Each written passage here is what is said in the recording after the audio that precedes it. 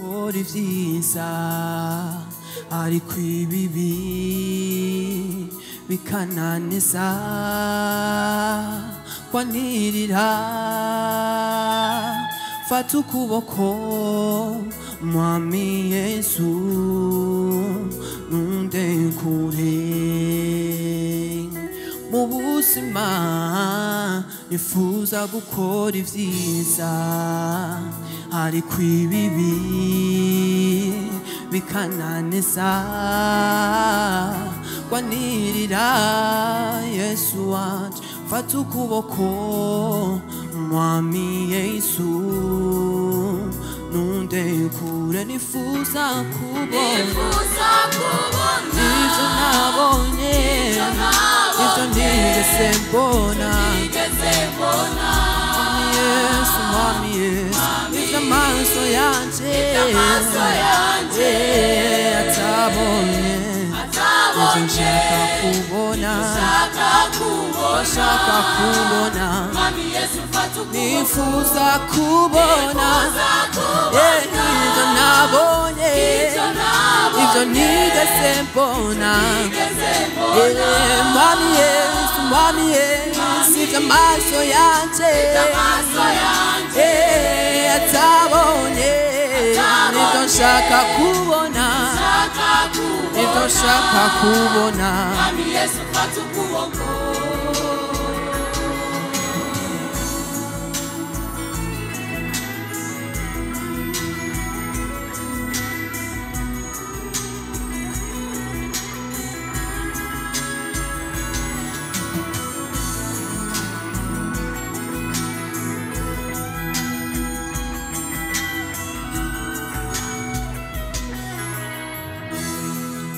ndahevye vyose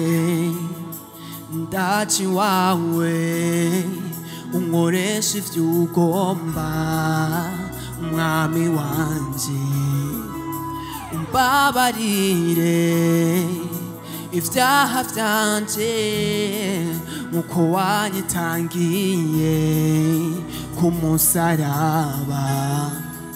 ndahevye vyose ndaci wawe unkoresha ivyo ugomba mwami wanje umbabarire ivyaha vyanje nkuko ari wewe wanyitangiye ku musaraba nifuza kubona ivyo nabonye ivyo nigeze mbona mwami Yesu mwami Yesu ivyo amaso yanje atabonye nivyo nshaka kubona nivyo nshaka kubona nifuza kubona ivyo nabonye ivyo nigeze mbona